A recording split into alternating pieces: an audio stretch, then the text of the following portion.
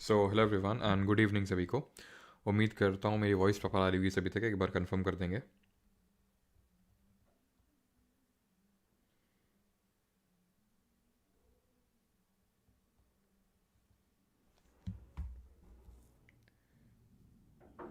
चलिए, good evening सभी को।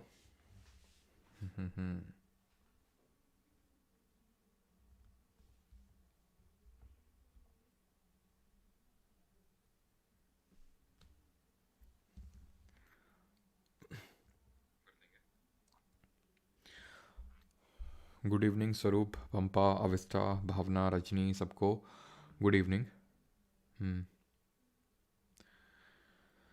चलिए, तो स्टार्ट करते हैं। एड्स चल रहा है? एड्स तो नहीं आ रहा होगा यार, मोनेटाइजेशन ऑफ कर रखा है। तो सोयल्स, और आज का जो टॉपिक रहने वाला है वो दो टॉपिक रहने वाले हैं मेनली। एक तो सोयल्स देखने वाले हैं, सोयल्स इन इंडिया, और दूसरा हमारा टॉपिक रहेगा national park and biosphere reserves. National parks, wild life sanctuary and biosphere reserves, ये आज के टॉपिक्स रहने वाले हैं। ऑलराइट, तो चलिए स्टार्ट करते हैं। सबसे पहले हम सॉइल टॉपिक देखने वाले हैं। सॉइल यानी कि मृदा, यानी कि मिट्टी। अब सबसे पहली बात तो ये है कि स्टडी ऑफ सॉइल को हम क्या बोलते हैं, यानी कि मृदा के अध्ययन को क्या नाम देते हैं? तो इसको बोलते हैं पीडोलॉजी। पीडोलॉजी। अब आप में से काफ़ी लोग काफ़ी डाइवर्स रीजन से होंगे। कोई आप में से मैक्सिमम लोग तो नॉर्थ इंडिया से होंगे, यूपी, बिहार, राजस्थान, मध्य प्रदेश, यहाँ से। आप में से कुछ लोग साउथ इंडिया से भी होंगे, जैसे आंध्र प्रदेश हो सकता है, कुछ लोग तेलंगाना बिल्कुल होंगे यहाँ से भी, कुछ लोग नॉर्थ ईस्टर्न स्टेट से भी होंगे। तो हर जगह, या फिर अगर आपने कभी विजिट किया हो, जैसे अगर आप नॉर्थ इंडिया से हैं, अगर आपने कभी साउथ इंडिया विजिट किया हो, तो आपने नोटिस किया होगा कि सॉयल डिफरेंट तरह की है। अब सॉयल की अगर हम बात करें, जो मिट्टी है वो पूरे इंडिया में अगर हम बात करें तो डिफरेंट तरह की सॉयल पाई जाती है। अब इस सॉयल को डिफरेंट, सर वो सारे डाउट लास्ट के लिए रखा करिए, ठीक है? जो बैच वगैरह की पूछना है कुछ भी, तो लास्ट के लिए है, ठीक है? अभी जो भी आपका टॉपिक चल रहा है उसमें अगर कोई डाउट है तो उसको पूछा करिए। ऑलराइट, तो अगर हम बात करें तो आईसीआर, जो हमारा इंडियन एग्रीकल्चरल रिसर्च इंस्टीट्यूट है, जिसको कि हम Indian council of agricultural research के नाम से जानते हैं, जिसका हेडक्वार्टर न्यू दिल्ली में है, ठीक है? जिसका कि हेडक्वार्टर न्यू दिल्ली में है। तो इस आईसीएआर ने, ठीक है, इस आईसीआर ने जितनी भी हमारी इंडियन सॉयल्स हैं, इनको टोटल 8 कैटेगरीज में डिवाइड किया है, या फिर डिफरेंट 8 तरह के डिफरेंट सॉयल बताई हैं आईसीएआर ने। वो 8 तरह की सॉयल कौन कौन सी, वो अभी हम एक एक करके पढ़ने वाले हैं। लेकिन ठीक है, उसको भी हम एक एक करके देखेंगे, जितनी भी हमारी 8 सॉयल्स हैं। नहीं तो चलो मैं यहाँ पे लिख देता हूँ आपको, और फिर हम एक एक करके उन सॉयल्स के बारे में देखेंगे। तो 8 हमारी सॉयल्स हैं। पहली है एल्यूवियल सॉयल, जिसको कि हम जलोढ़ मिट्टी के नाम से जानते हैं, जो इंडिया में सबसे ज़्यादा मात्रा में पाई जाती है। दूसरी है हमारी ब्लैक सॉयल, यानी कि काली मिट्टी या फिर काली मृदा। तीसरी टाइप की हमारी सॉयल है रेड सॉयल, यानी कि लाल मृदा, ठीक है?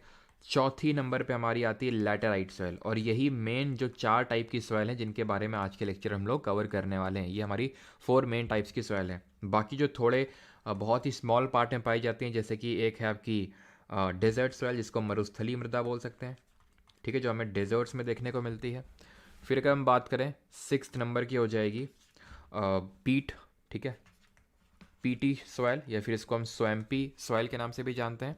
7th नंबर पे हमारी आ जाएगी पीटी हो गई, एंड एल्कलाइन सॉयल, ठीक है, एल्कलाइन सॉयल, जिसको हिंदी में बोल सकते हैं क्षारीय मृदा। और आखिरी टाइप की होती है हमारी मॉन्टेन सॉयल, जिसको कि हम पर्वतीय मृदा के नाम से भी जानते हैं।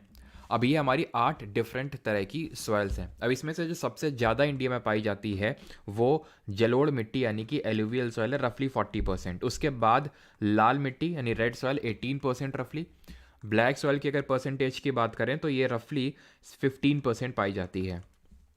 तो परसेंटेज अगर मैं बात करूं तो सिर्फ इन्हीं 3 का याद करना है। फिर अगर आपको लेटराइट का भी याद रखना है तो आप याद कर सकते हैं, 4.3% ये पाई जाती है, ठीक है? अब सॉयल की अगर बात करें तो सॉयल किस तरह से फॉर्म होती है, किस तरह से बनती है, वो हमें पता होना चाहिए। तो सॉयल अगर हम देखें तो ये अपने पेरेंट रॉक से बनती है। मेन जो सबसे बड़ा फैक्टर इसमें रहता है वो उसका पेरेंट रॉक का रहता है। पेरेंट रॉक मतलब, अब जैसे मैंने आपको बताया, अगर आप नॉर्थ इंडिया में तो अलग तरह की सॉयल, साउथ इंडिया में चले जाइए, कुछ जगहों में आपको रेड सॉयल देखने को मिलेगी। तो जो सॉयल का मेन टेक्सचर होता है वो उसके पेरेंट रॉक पे डिपेंड करता है कि वो किस रॉक से बनी हुई है। रॉक से बनी हुई, हाँ, रॉक टॉपिक हम लोग पढ़ चुके हैं पहले ही। स्टडी ऑफ रॉक हम किस नाम से जानते हैं, जरा कमेंट में बताइए। तो हम रॉक पढ़ चुके हैं। तो रॉक की जब वेदरिंग होती है, वेदरिंग भी हम पढ़ चुके हैं। वेदरिंग का मतलब क्या होता है?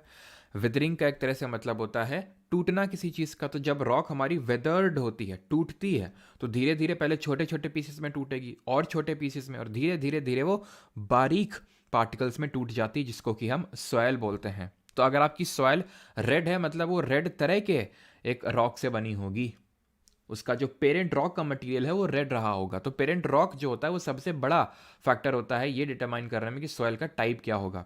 लेकिन नॉ it is not the only thing which determines the formation of soil. तो अगर हम बात करें फैक्टर्स पहले, कि फैक्टर्स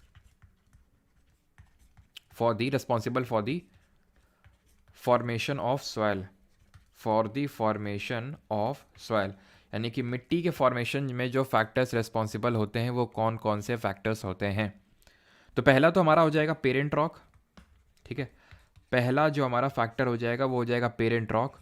दूसरा जो हमारा फैक्टर हो जाएगा दैट वुड बी वहाँ का क्लाइमेट कैसा है, यानी कि वहाँ पे एकदम ड्राई क्लाइमेट रहता है या फिर बहुत ज़्यादा वेट क्लाइमेट रहता है, तो डेफिनेटली वो भी डिटरमाइन करेगा। तीसरा अगर हम फैक्टर की बात करें तो वहाँ का एक तरह से टोपोग्राफी कैसा है, यानी कि टोपोग्राफी का मतलब होता है वहाँ पे रिलीफ फीचर्स कैसे हैं, ये डिटरमाइन करेगा। चौथा अगर हम फैक्टर्स की बात करें तो टाइम भी एक बड़ा फैक्टर होता है। टाइम भी बड़ा फैक्टर होता है, सबसे बड़ा फैक्टर, बहुत बड़ा फैक्टर ये भी है। क्यों? क्योंकि सॉयल का जो फॉर्मेशन होता है वो बहुत फ्यू सेंटीमीटर्स होता है बहुत सारे सालों में। बिकॉज हमने देखा जितने भी ज्योग्राफी में जितने भी हमने फिनोमेना देखे हैं उनको होने के लिए बहुत सारे साल लगते हैं। तो जो टाइम है ये एक बहुत बड़ा फैक्टर है। सालों में बहुत फ्यू सेंटीमीटर ऑफ सॉयल का फॉर्मेशन होता है। अब ये जो हमारे सॉयल की है इसको हम हॉराइजन्स में डिस्ट्रीब्यूट करते हैं। आपको तो सिर्फ यही दिखती है ना, हम लोग को सिर्फ यही दिखती है बिकॉज हम इसी टॉप लेयर में ही रहते हैं। लेकिन नीचे इसकी बहुत सारी लेयर्स के फॉर्म में है। सबसे पहले इसकी जो लेयर रहती है उसको हम बोल सकते हैं बेड रॉक। बेड रॉक का मतलब है कि जो अनवेदर्ड पेरेंट रॉक है। पेरेंट रॉक का मतलब क्या है? जैसे कि आपका जो भी रंग रूप है, नाक नक्शा है, वो आपके पेरेंट्स पे गया होगा। यानी कि कहीं ना कहीं आपकी काफ़ी सारी चीज़ें हैं कि भाई आपकी नाक ऐसी, आपकी हाइट इतनी, आपका कलर ऐसा है, तो वो आपके पेरेंट्स पे डिपेंड कर रहा ना। तो वैसी सॉइल कैसी होगी उसके पेरेंट पे डिटरमाइन करेगा। तो पेरेंट रॉक थोड़ी सी ये ब्रेक हुई, जिसको हम बोलते हैं पार्टली वेदर्ड रॉक, थोड़ी सी ब्रेक हुई, इसको हम बोलते हैं सी होराइजन। देन आता है बी होराइजन, देन आता है ए होराइजन, इसको छोड़ दीजिए, देन आता है ओ होराइजन। बी होराइजन है सब सॉइल, ए होराइजन है टॉप सॉइल, और ओ होराइजन है ऑर्गेनिक लेयर। ये जो ओ लेयर है जिससे ओ होराइजन है, जिस विच स्टैंड्स फॉर ऑर्गेनिक लेयर, ये सारी सॉइल्स में नहीं पाया जाता है। इंडियन सॉइल्स में ये लैकिंग है। ये कुछ और नहीं बल्कि ह्यूमस ही है। ह्यूमस क्या होता है? एक तरह का एमॉर्फस डार्क कलर का, ध्यान रखना, एक तरह का amorphous dark coloured solid compound होता है, जो एक तरह का ऑर्गेनिक मटेरियल होता है। जैसे कि हमारे पेड़ पौधे, जीव जंतु या फिर हम इंसान, तो जब हम हमारी डेथ हो जाती है, फिर प्लांट्स की डेथ हो जाती है, तो ये ऑर्गेनिक मटेरियल बन जाता है, चाहे कोई भी लिविंग बीइंग हो।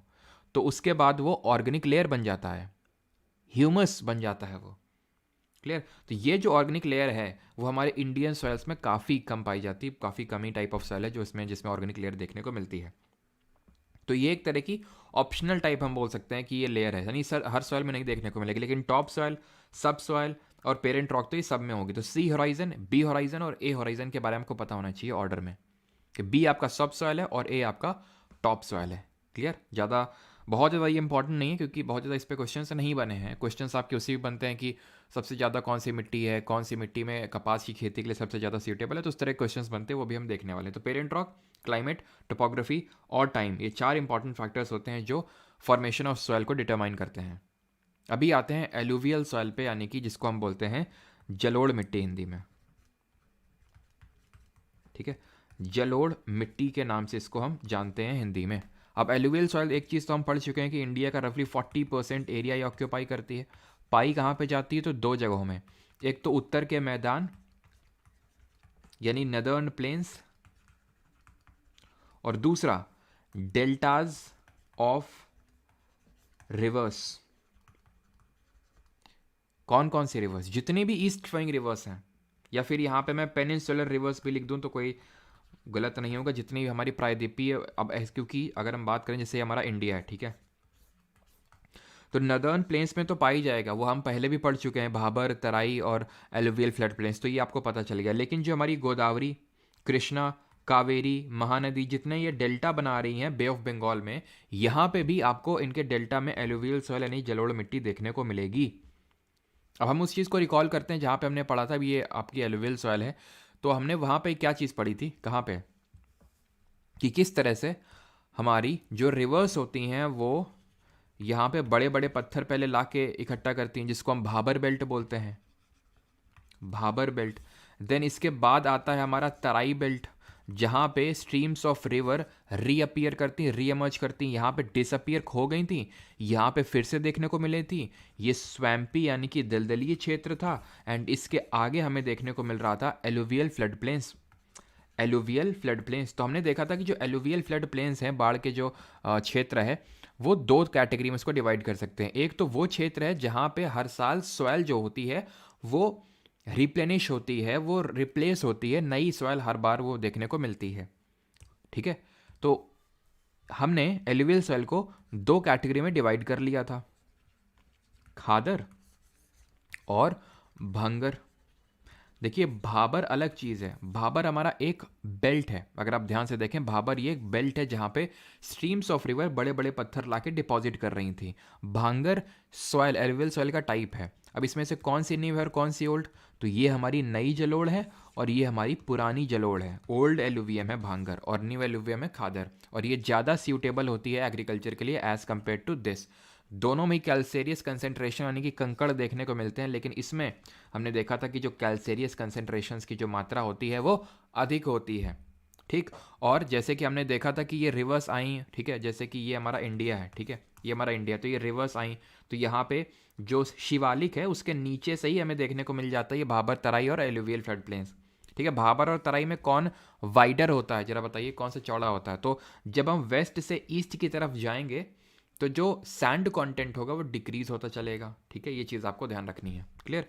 तो आई होप एलुवियल सॉइल में आपकी सारी चीज़ें क्लियर हो गई होंगी कि कितना एरिया ऑक्यूपाई करता है, कहाँ पे पाई जाती है एलुवियल सॉइल, एंड कितने टाइप की एलुवियल सॉइल होती है, ठीक है।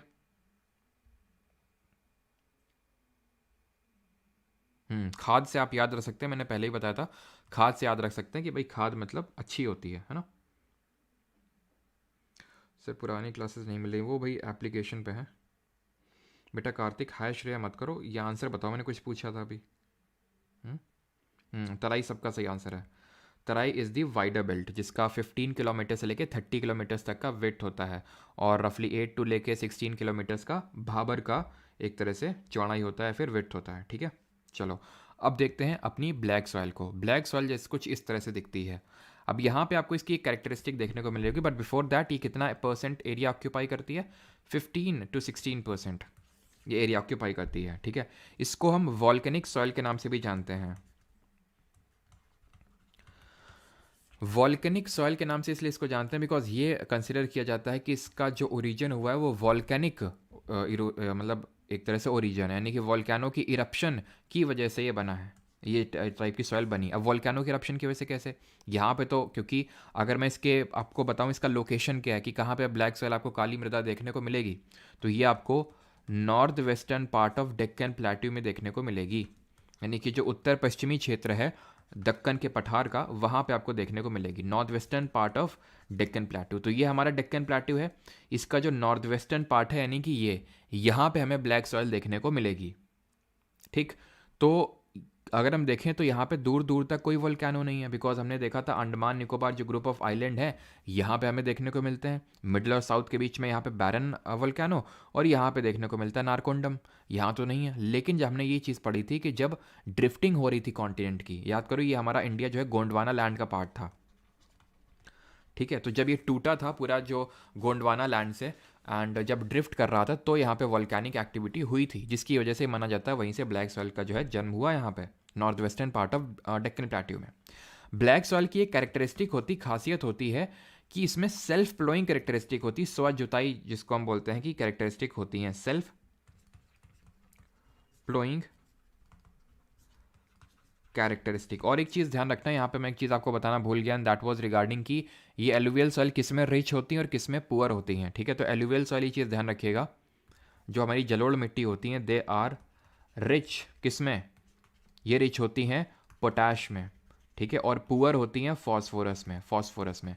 कभी भी आपसे अगर ऑर्गेनिक मैटर के बारे में पूछ लेगा, ऑर्गेनिक मैटर भी इनमें बहुत कम होता है। जितनी भी हम इंडियन सॉइल्स पढ़ेंगे, चाहे वो एलुवियल हो, चाहे ब्लैक हो, चाहे लैटेराइट हो, चाहे रेड एंड येलो हो, उस सब में ऑर्गेनिक मैटर आपको कम ही मिलेगा, ह्यूमस कम ही मिलेगा। मैंने आपको पीछे भी बताया तभी। याद कैसे रख सकते हैं, बिकॉज पोटैश और फॉस्फोरस थोड़ा सा सिमिलर साउंडिंग टाइप लग रहा है, तो ऐसे याद रखो भाई, जो माचिस की तीलियाँ होती है उससे है ना, उसके हम आगे रेड फॉस्फोरस का यूज़ करते हैं, है ना, वो जो मसाला टाइप होता है। तो ऐसे याद कर लो कि अगर भाई रिच होता है एलुवियल सॉइल में फॉस्फोरस, तो क्योंकि ये नॉर्थ इंडियन के प्लेन्स में तो काफ़ी देखने को मिलती है, यूपी बिहार में, तो लोग फिर अपने घर में माचिस बनाने लगते हैं। तो इस तरह से आप इसको याद कर सकते हो कि फॉस्फोरस कम ही होगा इनकी सॉइल में, ठीक है, पोटैश ज़्यादा मात्रा में होता है। Not talking about the black soil, तो इनमें कैरेक्टरिस्टिक होती है जिसको हम बोलते हैं सेल्फ प्लोइंग कैरेक्टरिस्टिक, यानी स्व जुताई बोलते हैं उसको, ठीक है। अभी स्व जुताई क्या होता है, सेल्फ प्लोइंग कैरेक्टरिस्टिक। तो यहाँ पे आप एक चीज़ को ऑब्जर्व करिए कि इसमें काफ़ी बड़े बड़े क्रैक्स आपको देखने को मिल रहे हैं। ये क्रैक्स देखने को मिल रहा है, काफ़ी जोर की धूप भी पड़ रही है, आपको दिख रही होगी फोटो में, ठीक है। तो जब भी ये ड्राई होती है, ब्लैक सॉइल जब भी ड्राई होती है, जब भी ये ड्राई होती है, तो ये क्रैक्स डेवलप कर लेती है, ये क्रैक्स डेवलप कर लेती है। क्यों? सो दैट वाटर अंदर परकोलेट कर जाए इसमें, ठीक। और क्या होता है इसमें, और ये होता है कि जब ये वेट होती है, जब खूब पानी पड़ता है, तो ये काफ़ी क्लेई नेचर की हो जाती है, फिर काफ़ी चिपचिपी हो जाती है, ठीक है। वैसे इसमें दरारें पड़ जाती हैं, और वैसे नहीं तो मतलब जब वेट होगी तो बहुत ही स्टिकी टाइप हो जाती है, चिपचिपी हो जाती है, सो दैट वाटर जल्दी परकोलेट ना कर पाए। इसीलिए इसको हम क्लेई सॉइल के नाम से भी जानते हैं, ठीक है। क्लेई टाइप हो जाती है। क्ले कैसा होता है, क्ले अगर आपने कभी देखा हो कि वाटर उसमें जल्दी परकोलेट नहीं करता है, परकोलेट से मेरा मतलब नीचे जल्दी से नहीं रिसता है। तो इसीलिए ब्लैक सॉइल को हम बोलते हैं कि ये काफ़ी इम्परमिएबल सॉइल है, इम्परमिएबल सॉइल है, यानी कि वाटर इसमें जल्दी से परकोलेट नहीं करता है। एंड ब्लैक सॉइल को हम रेगुर के नाम से भी जानते हैं, ठीक है, इसको हम रेगुर के नाम से भी जानते हैं। और ये जो ब्लैक सॉइल है, कॉटन यानी कि कपास की खेती के लिए सबसे ज़्यादा सूटेबल है। तभी अगर आप यहाँ पे देखें, जो ये वाला क्षेत्र है महाराष्ट्र गुजरात वाला, ये कॉटन के प्रोडक्शन में टॉप पे रहते हैं, जैसे अभी ये गुजरात टॉप पे चल रहा है, ठीक है। तो कल हम लोगों का एग्रीकल्चर वाला टॉपिक होगा, आपको बता दूं, कल हम लोग एग्रीकल्चर करेंगे, जो मैंने पिछले बैच में नहीं हुआ था, ठीक है। एग्रीकल्चर भी नहीं हो पाया था और मिनरल्स भी नहीं हो पाया था पिछले वाले बैच में, तो एक तरह से वो कॉमन ही हो जाएगा। तो कल हम लोग ये सारी चीज़ें देखेंगे। कॉटन को 210 फ्रॉस्ट फ्री डेज रिक्वायर्ड होते हैं, किस तरह की खरीफ होती है, राबी होती है, सारी चीज़ें हम देखेंगे, ठीक है। तो कल पूरा टॉपिक एग्रीकल्चर और एमसीक्यूज़ पे बेस्ड रहेगा, ठीक है। तो ये ब्लैक सॉइल हो गया, रेगुर के नाम से इसको जानते हैं, और कॉटन की कल्टिवेशन के लिए सबसे ये बढ़िया सूटेबल है। और इसकी अगर हम रिच पुअर की बात करें, तो अगेन ये पुअर होती है बहुत ज़्यादा, किस में, ऑर्गेनिक मैटर में, और रिच किस में होती है, यहाँ पे मैं दूसरे कलर से लिख देता हूँ इसमें, ठीक है। रिच अगर बात करेंगे तो ये तो यहाँ पे वाइट चलेगा क्या, एक सेकेंड, तो यहाँ पे मैं लिख देता हूँ, बनेगा नहीं, चलो यहीं पे लिखता हूँ। रिच किस में होती है, तो ये रिच होती है आयरन में, ठीक है, एल्यूमिनियम में और लाइम में, ठीक है। लाइम, आयरन और एल्यूमिना में ये रिच होती हैं, बाकी पुअर होंगी आपकी ऑर्गेनिक मैटर में। Moving on towards the next type of soil, and that is red soil, लाल मिट्टी। लाल मिट्टी सबसे ज़्यादा पाई जाती है, सेकंड नंबर पे आती है, यानी कि फर्स्ट नंबर पे एलुवियल 40%, देन आती है रेड सॉइल 18%, थर्ड नंबर पे ब्लैक सॉइल आती है 15%। रेड सॉइल को अगर हम बात करें तो ये कहाँ पे पाई जाती है, जहाँ पे लो रेनफॉल एरियाज होते हैं, जहाँ पे कम वर्षा होती है, लो रेनफॉल। अब कल हम लोगों ने मानसून पूरा पढ़ा था, तो आप बता सकते हो कि रेनफॉल कहाँ कहाँ कम हो रही थी। तो याद करिए, ये हमारे थे वेस्टर्न घाट, पश्चिमी घाट, यहाँ पे हो रही थी ओरोग्राफिक रेनफॉल, यानी कि पर्वतीय वर्षा। कहाँ पे हो रही थी पर्वतीय वर्षा, जो ये वेस्टर्न साइड है, जो कि इसका विंडवर्ड साइड है, जो इसका विंडवर्ड साइड है। और ये जो ईस्टर्न साइड है, इसको हम बोलते हैं लीवर्ड साइड। इधर वाला वेस्टर्न साइड विंडवर्ड और ईस्टर्न वाला हो जाएगा leeward side, windward and leeward. तो जो लो रेनफॉल एरिया है वो हमारा लीवर्ड साइड है, जिसकी वजह से हमें ये जो रेड सॉइल है वो कहाँ देखने को मिलेगी, जैसे कि आपका कर्नाटका वाला रीजन हो गया, piedmont zone of Western Ghats, piedmont zone of Western Ghats. मैं आपको बता दूं पीडमॉन्ट जोन का मतलब क्या होता है। ये है आपके वेस्टर्न घाट्स, तो ये जो एरिया होता है ना जहाँ पे माउंटेन बर्स्ट प्लेन को टच कर रहा है उसको पीडमॉन्ट जोन बोलते हैं, ध्यान रखना।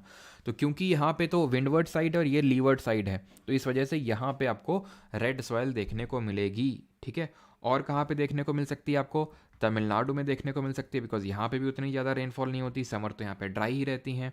महाराष्ट्र का जो लीवर्ड साइड है वहाँ पे रेड सॉइल देखने को मिलेगी। तो ये चीज़ आपको ध्यान रखनी है कि जहाँ पे भी लो रेनफॉल होगी वहाँ पे देखने को ये मिलेगी। इसको सॉइल ऑफ ऑमनिबस ग्रुप बोलते हैं। सॉइल ऑफ ऑमनिबस ग्रुप क्यों बोलते हैं भाई? ऑमनिबस का मतलब ये होता है एक बुक जिसमें कि बहुत सारी बुक्स का संग्रहण हो, उसको हम ऑमनिबस बोलते हैं।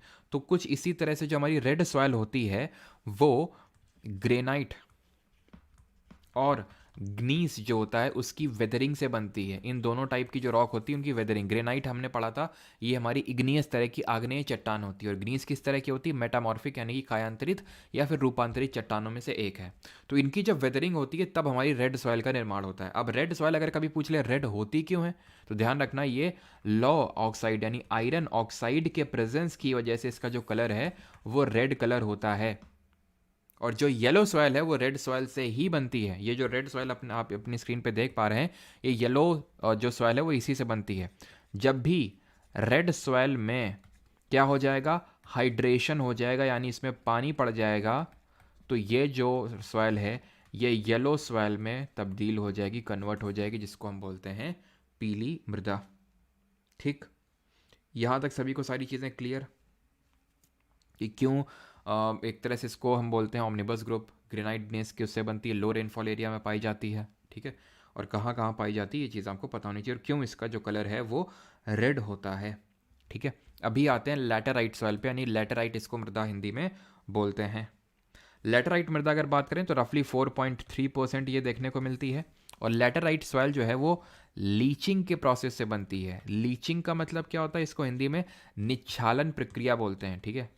निच्छालन प्रक्रिया, लीचिंग प्रोसेस। ये होता क्या लीचिंग, तो जब बहुत ज़्यादा बारिश पड़ती है सॉइल में तो उसके जो इंपॉर्टेंट कॉन्स्टिट्यूएंट्स हैं, इंपॉर्टेंट मिनरल्स हैं, वो वॉश अवे हो जाते हैं, धुल जाते हैं, या तो बह जाते हैं या तो सॉइल के अंदर नीचे परकोलेट कर जाते हैं। पीवाई की सीरीज में आई थिंक आज मैंने क्वेश्चन करवाया भी इस पे बेस्ड, तो उसी प्रोसेस को लीचिंग बोलते हैं। तो ये लीचिंग से बनती है, तो ऑब्वियस सी बात है ये वहाँ पे पाई जाएगी जहाँ पे हाई रेनफॉल होगी, सिंपल।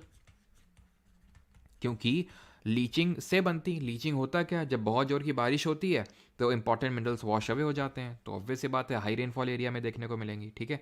और अगर बात करें इन लैटेराइट सॉइल की तो इनको हम ब्रिक सॉइल के नाम से भी जानते हैं, क्योंकि इनको ईंटें बनाने के लिए यूज़ किया जाता है, ब्रिक सॉइल के नाम से जानते हैं। एंड ये जो है कैशिव नट्स यानी कि जिनको हिंदी में काजू बोलते हैं उसकी खेती के लिए सबसे बेस्ट सूटेबल होते हैं। कौन, लैटेराइट मृदा हमारी, ठीक है। तो ये हाई रेनफॉल और हाई टेम्परेचर एरिया में देखने को मिलती हैं। और अगर हम बात करें कहाँ कहाँ पे, तो जैसे कि तमिलनाडु का जो ईस्टर्न पार्ट है, हमने देखा था कि रिट्रीटिंग मानसून जो लौटता हुआ मानसून है जिसको नॉर्थ ईस्टर्न मानसून के नाम से जानते हैं, वो बारिश करता है कहाँ पे, वो बारिश करता है तमिलनाडु में। तमिलनाडु में यहाँ पे ईस्टर्न घाट खड़े हुए ना, तो इसके लिए जो इसका ईस्टर्न साइड है वो विंडवर्ड साइड हो जाएगा और वेस्टर्न साइड इसका लिए लीवर्ड साइड हो जाएगा, ठीक है। यहाँ पे भी ओरोग्राफिक रेनफॉल हो जाएगी नॉर्थ ईस्ट मानसून की वजह से। तो इस वजह से जो ये वाला पार्ट है जहाँ पे ज़्यादा बारिश होती है तमिलनाडु का, वहाँ पे आपको लैटेराइट सॉइल देखने को मिलेगी, ठीक है। तमिलनाडु का हो गया, सर्टेन पार्ट ऑफ आपका केरल का हो गया, ठीक है। तो यहाँ पे भी certain part of Andhra Pradesh हो गया, तो यहाँ पे आपको साउथ इंडिया में लैटेराइट सॉइल देखने को मिलेगी, लैटेराइट मृदा। सबसे ज़्यादा जो क्वेश्चन पूछाने के चांसेस होते हैं वो इससे होते हैं। रीजन तो थोड़ा सा आपको पता चल गया, ठीक है, लैटेराइट थोड़ा इधर कहीं पे, और रेड सॉइल भी यहीं कहीं कहीं पे थोड़ा सा, यहाँ पे भी जो रेड सॉइल वो पाई जाती है जहाँ पे कम रेनफॉल होती है। फिर ऊपर आपको पता चल गया कि भाई एलुवियल सॉइल है, यहाँ पे इनके जो डेल्टा है यहाँ पे आपको देखने को मिलेगी एलुवियल सॉइल। तो थोड़ा बहुत आपको माइंड में क्लियर हो गया। और जब ऑप्शन अगर देगा भी, वो पूछेगा स्टेट वगैरह, तो बहुत ही एब्सर्ड सा एक दो ऑप्शन में आपको रख के देगा वो, ठीक है, जिसको आप तुरंत एलिमिनेट कर पाएंगे। तो ये लैटेराइट सॉइल है, इसको हम ब्रिक सॉइल के भी नाम से जानते हैं। अब हम देख लेते हैं कुछ ऐसी सॉइल्स को जो बहुत ज़्यादा इंपॉर्टेंट नहीं है और ना ही बहुत ज़्यादा इनसे इंपॉर्टेंट ज़्यादा कोई क्वेश्चंस बनते हैं। तो सबसे पहले हमारी मार्शी, स्वैम्पी या फिर पीटी सॉइल के नाम से इसको जाना जाता है, ठीक है। मार्शी, स्वैम्पी या फिर पीटी सॉइल। और इसको अगर हम बात करें कहाँ पे पाई जाती है, तो जो हमारे कोस्ट्स होते हैं, जो तट होते हैं, वहाँ पे पाई जाती है सबसे पहले। ठीक है, इसमें हमें ह्यूमस कंटेंट देखने को मिलता है। ठीक है, यानी कि इसमें कार्बन कंटेंट बोल लीजिए आप, या फिर आप ऑर्गेनिक मैटर बोल लीजिए, कार्बन कंटेंट या फिर ऑर्गेनिक मैटर या फिर ऑर्गेनिक कंटेंट, या फिर इसमें आप बोल सकते हैं कि ह्यूमस थोड़ा बहुत इसमें प्रेजेंट होता है। ये मिलती है हाई रेनफॉल, हाई टेम्परेचर, फिर high temperature and high humidity वाले जो एरिया होते हैं, जहाँ पे आर्द्रता जो होती है वो ज़्यादा होती है। अच्छा, कमेंट में ये बताइए कि जो ह्यूमिडिटी है, जो आर्द्रता है, उसको हम किससे मापते हैं? ठीक है, तो हाई ह्यूमिडिटी और हाई टेम्परेचर और हाई रेनफॉल वाले एरिया में आपको ये देखने को मिलती हैं मार्शी या फिर PT soil.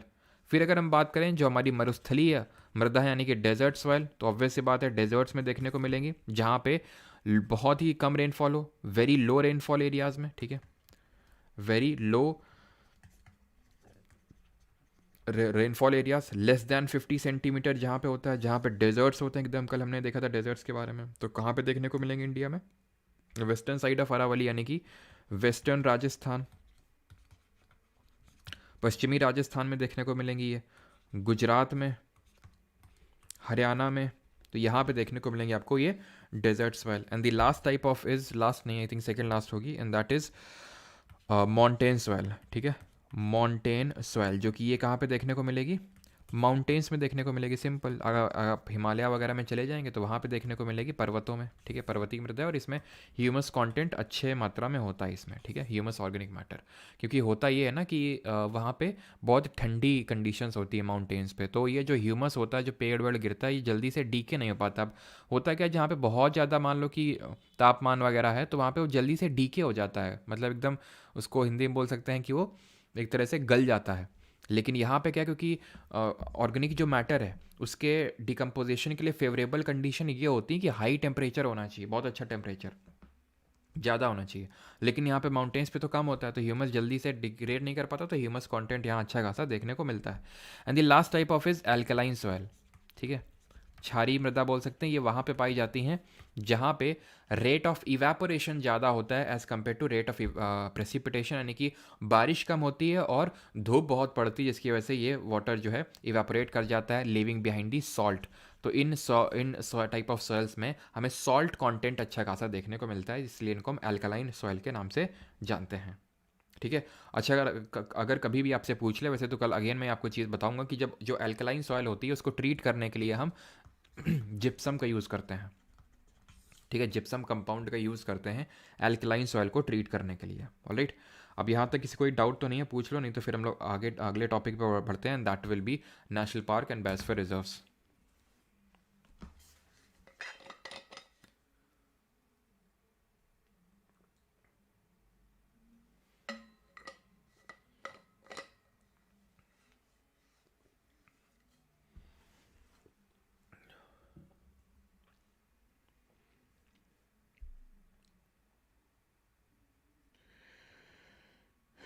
Which soil has maximum water holding capacity? बताया तो आपको, ब्लैक सॉइल। जब लिखा नहीं मैंने, क्लेई है, वेट है, इम्परमिएबल है, तो और क्या, वही बात तो ही, हाई वाटर होल्डिंग, यानी कि पानी को रोक के रखने की क्षमता ज़्यादा होती है। ठीक है, हाई वाटर होल्डिंग कैपेसिटी। ठीक है, जैसे कि अगर आप यूपी बिहार से हैं, तो अगर आप गमलों में पानी डालिए, ठीक है, तो तुरंत नीचे से, अगर गमले में छेद होगा तो नीचे से तुरंत निकल आएगा पानी। क्यों? क्योंकि वाटर होल्डिंग कैपेसिटी नहीं है। लेकिन हमें ब्लैक सॉइल में पानी डालिए तो वो जल्दी से नहीं निकलेगा। एसिडिक सॉइल के लिए लाइम यूज़ करते हैं, मैं आपको कल पढ़ाऊँगा ये चीज़, है ना। कल का लेक्चर भी इंपॉर्टेंट होगा, बिकॉज एग्रीकल्चर से भी क्वेश्चंस आते हैं आपके।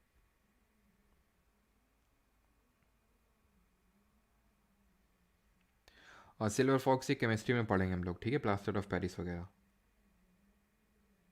वो उनके नंबर ऑफ वाटर मॉलिक्यूल्स पे डिपेंड करता है। ठीक है, ये 2H2 है कि हाफ H2 है। प्लास्टर ऑफ पेरिस में हाफ H2 होता है, जिप्सम में 2H2 होता है। ठीक है, तो उस पर डिपेंड करता है, जो हम लोग केमिस्ट्री में पढ़ेंगे। अभी आ जाते हैं national parks and biosphere reserves and wild life sanctuary. तो पहले आपको मैं थोड़ा सा डिफरेंस बता देता हूँ। वैसे तो डिफरेंस आपके एग्जाम में पूछेगा नहीं, बिकॉज आपसे जो क्वेश्चन यहाँ पे पूछता है वो डायरेक्टली पूछता है कि कहाँ पे इसका लोकेशन है। ठीक है, लोकेशन बेस्ड आपसे क्वेश्चन बनते हैं, बट फिर भी देख लेते हैं। तो नेशनल पार्क, जिसको राष्ट्रीय उद्यान बोलते हैं, और एक होते हैं हमारे वाइल्ड लाइफ सेंचुरी भी। ठीक है, वाइल्ड लाइफ सेंचुरी। तो होता कुछ ऐसा है कि नेशनल पार्क और वाइल्ड लाइफ सेंचुरी में अभी मेनली पहले डिफरेंस देखो। बायोस्फीयर रिजर्व हमारा एक बहुत बड़ा टर्म है।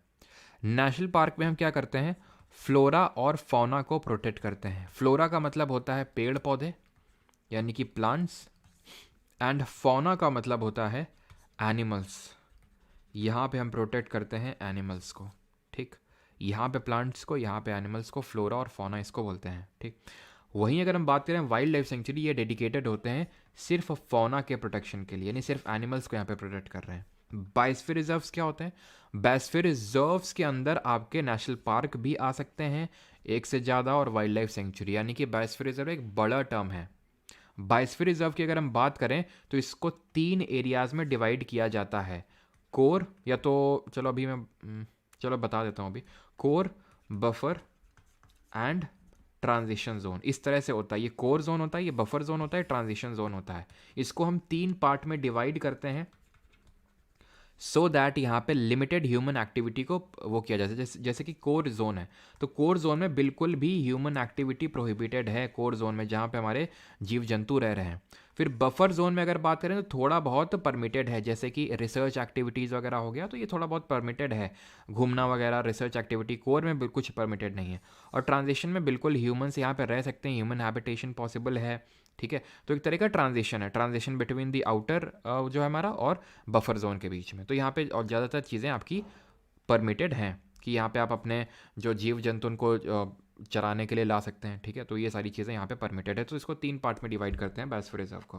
खैर वो हम अभी सबसे लास्ट में पढ़ेंगे बायोस्फीयर रिजर्व, लेकिन पहले स्टार्ट करते हैं नेशनल पार्क्स, यानी कि राष्ट्रीय उद्यान के बारे में हम पढ़ेंगे और विद ट्रिक देखेंगे कि कौन से नेशनल पार्क किस स्टेट में है, ठीक है।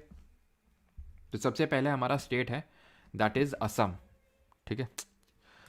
सबसे पहला हमारा स्टेट है असम, ठीक है। तो असम की अगर हम बात करें तो असम में आपको देखने को मिल रहे होंगे Manas, Orang, Nameri, Kaziranga National Park, Dehing Patkai National Park और Dibru Saikhowa National park.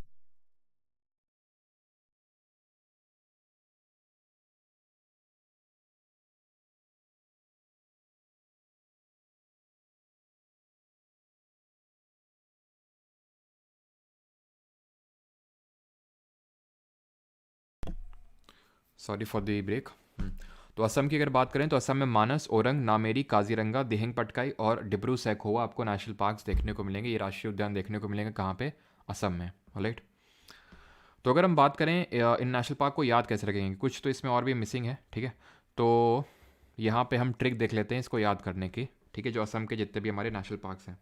Sir सारे देखेंगे अभी, बायोस्फीयर रिजर्व वो लास्ट में देखेंगे, ठीक है। यहाँ पे जो मैं करवा रहा हूँ नेशनल पार्क और वाइल्ड लाइफ सेंचुरी अभी हम देख रहे हैं, ठीक है, नेशनल पार्क और वाइल्ड लाइफ सेंचुरी, ठीक है।